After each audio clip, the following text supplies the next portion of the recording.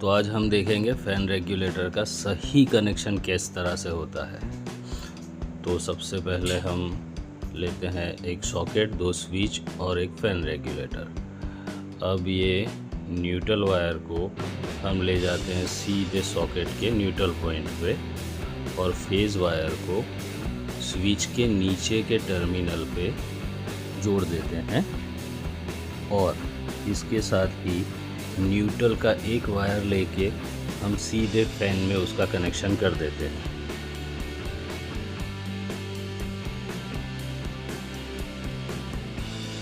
अब स्विच के ऊपर के टर्मिनल से एक फेज़ वायर लेके उसको सीधा ले जाते हैं सॉकेट के फेज़ टर्मिनल में, मतलब राइट साइड में, और उसका भी कनेक्शन वहीं कर देते हैं। तो अब हमारा स्विच और सॉकेट का कनेक्शन यहाँ पे कंप्लीट हो चुका है। अब मेन चीज़ हम आगे करेंगे फ़ैन के रेगुलेटर का कनेक्शन, और ये कनेक्शन हम बिना टेप की मदद से करेंगे। इसमें वायर के अंदर कोई भी जॉइंट नहीं होगा। फ़ैन रेगुलेटर के अंदर से दो वायर आते हैं, एक वायर को हम लेके सीधा सॉकेट का जो स्विच है उसके नीचे के टर्मिनल में उसको जॉइंट कर देंगे और रेगुलेटर के दूसरे वायर को लेके फ़ैन के स्विच के नीचे के टर्मिनल में हम जोड़ देंगे। इसके बाद फ़ैन में से पॉइंट का जो फेस वायर आता है उसे लेके स्विच के ऊपर के टर्मिनल में हम जोड़ देंगे। इसमें कहीं पे भी टैप का प्रयोग नहीं किया गया है। तो अब हमारा कनेक्शन हो चुका है कंप्लीट। क्या ये कनेक्शन सही है? नहीं, ये बिल्कुल सही नहीं है। ये पूरा कनेक्शन गलत है। इस कनेक्शन को क्यों गलत कह रहा हूँ ये हम आगे देखेंगे, तो अब वीडियो को ध्यान से देखिए। फ़ैन का स्विच आपका ऑन हो या ऑफ हो, मगर सॉकेट का जो स्विच है उसके नीचे के टर्मिनल से आपके फ़ैन रेगुलेटर को करंट मिलता ही रहेगा और कंटिन्यू मिलता रहेगा 24 घंटे 12 महीने।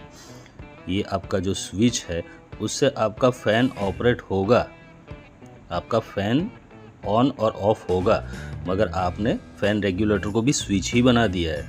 इसमें कंटिन्यू फ्लो होता रहेगा करंट। इससे आपका जो फ़ैन रेगुलेटर है वो जल्दी ख़राब होगा। समझिए, कंटिन्यू करंट फ्लो होगा तो आपका रेगुलेटर जल्दी ख़राब होगा।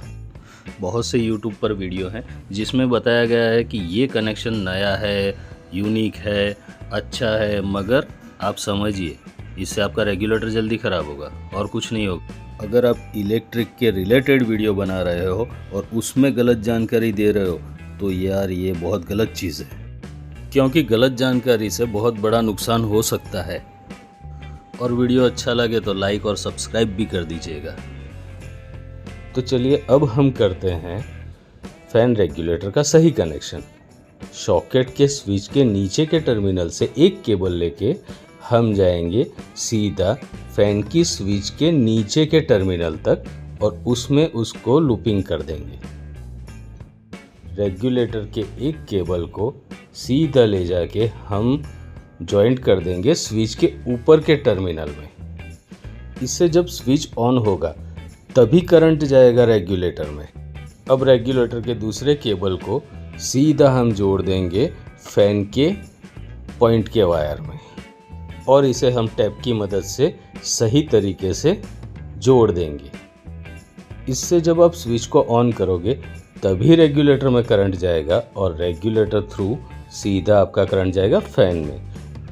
तो यही है वायरिंग का सही तरीका रेगुलेटर के। इस पे ही प्रैक्टिकल वीडियो मैं बहुत जल्द अपलोड करने वाला हूँ। और देखिए, कभी ऐसा फॉल्ट आपके रेगुलेटर में हो गया और पहले वाला कनेक्शन आपने किया हो और कंटिन्यू फ्लो होता हो करंट आपके रेगुलेटर में, तो क्या हो सकता है वो आप खुद ही सोच लीजिए।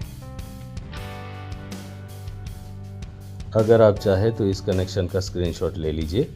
चलिए मिलते हैं नेक्स्ट वीडियो में, तब तक के लिए बाय।